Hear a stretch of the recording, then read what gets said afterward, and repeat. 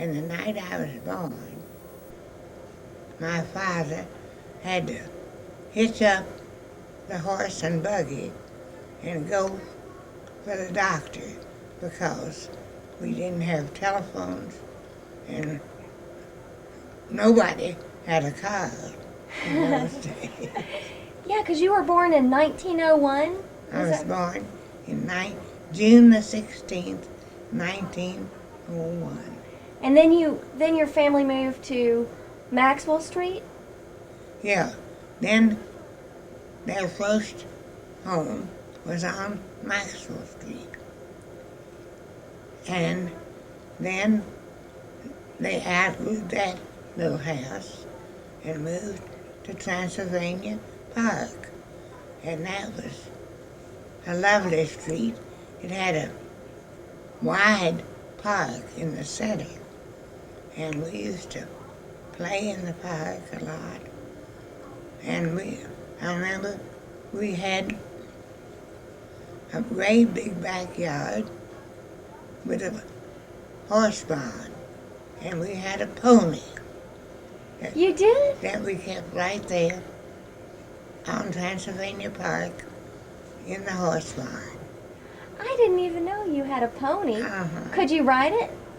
Well, we disappointed our father because he had hoped that we would really just ride it all the time, but neither Mima nor I liked to ride. We were afraid of the pony. That's too bad. Uh-huh. Yes, it was a disappointment. But that's where we learned to skate. Did you They roller had skate? sidewalks, and that's where we learned a lot of things. We had lady dolls, Lady dolls? and she was just as pretty as she could be. Oh. Just her head was China, Uh-huh. and then she had blonde hair, and she wore it in a pompadour. You know what a? Yeah. Oh, I just loved her. Could you buy clothes for her, or did you make No. clothes for her? Mother made clothes. Oh. One Christmas, I think it was one of the church bazaars, made a whole wedding party. The bride and groom, bridesmaids, and it was on display.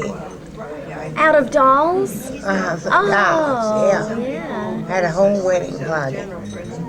And Aunt Maud, who was rich, Uh-huh. bought it for her daughter from all Draper. Oh. Now, who was Aunt Ma? Was she related to you? Yes, her husband was my mother's brother, Gotcha. her Uncle John, and his wife was a wealthy woman in her name. And she really had the most lavish Christmases for those days. They're not anything to compare with what you all have now. But that was the big excitement. They lived out in the country. Uh-huh. And the average person didn't have a car in those days. We didn't have a car. Now, when was that? That was way back in the early 1900s. And, but they had a streetcar called an interurban. Uh-huh. It went between towns. And we got on the interurban, Uh-huh. the whole family, Uh-huh. Christmas morning, and went out and got off at Uncle John's Uh-huh. and walked from the road up to the house. And then had a beautiful Christmas. Aw. Everything was just elegant for those days. Right. And my old had her wedding party one year. Well, first we called me, and it was a Ford. Model T? Yeah. And when we were probably teenagers. And our daddy was the sweetest, best things for us, and we just got in so much trouble. One time, the Model T got between, we had streetcar tracks on the streets, and somehow I got it caught in the streetcar tracks, and the front wheels just Fell off. turned under. I called up Daddy, Daddy, something's happened to the car. Oh. And he just never said a word. Oh. He was so sweet. But we really, How old were you allowed to drive at any age? Yeah, Oh, that's funny. and a boyfriend who had a lot of younger children, one baby almost. Uh-huh. He took me out in their Cadillac, me and the baby, because he was nursing for his mother that afternoon. Uh-huh. And that's the way I learned to drive.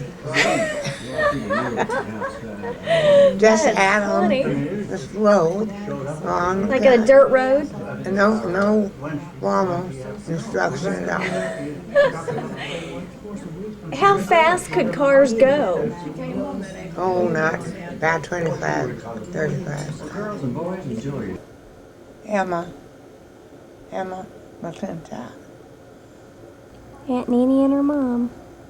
We had little local sororities. You did?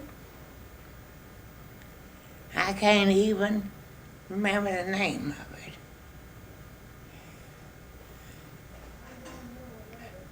And when we'd have a meeting and call the roll, we had to give a Bible verse. And when Hold on. we'd have a meeting of our sorority, we were required to say a Bible verse. And we finally got on to sing Jesus Wept. Because that was the Shortest one. one.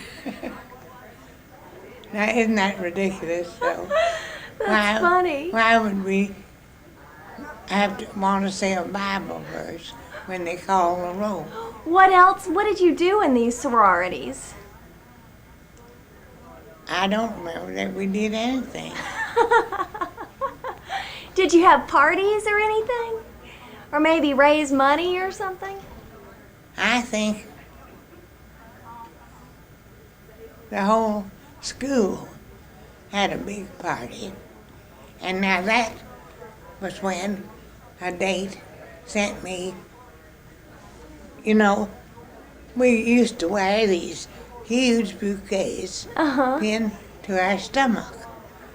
No single flower on, On your stomach? and just pinned, right to your waist, right to your waist. And I know, for this party, I remember, I did get a beautiful corsage that I pinned right here. And they were this big. There is a woman here. She's like this. Uh-huh. She claims I taught her. I can't remember her. I don't, if she's around, I'll give you the high sign. But she's just, very sweet and just really kind of coy the way she does your head around. Uh, Well, I would say a lot of mine was an interest in young people. But they'll keep you young too. All of you have just kept me young. All my nieces and one nephew really have just been my great interest in my life. When I got old, they really have been. That's neat. I feel very, very fortunate to have such loving nieces and nephews. And they're all turned out so well that they're interesting, attractive, lovable people themselves. Oh, that's so nice of you. So I really think that's what's kept me young. My favorite things in life. Well, I like to read. I like food. I've always enjoyed good food.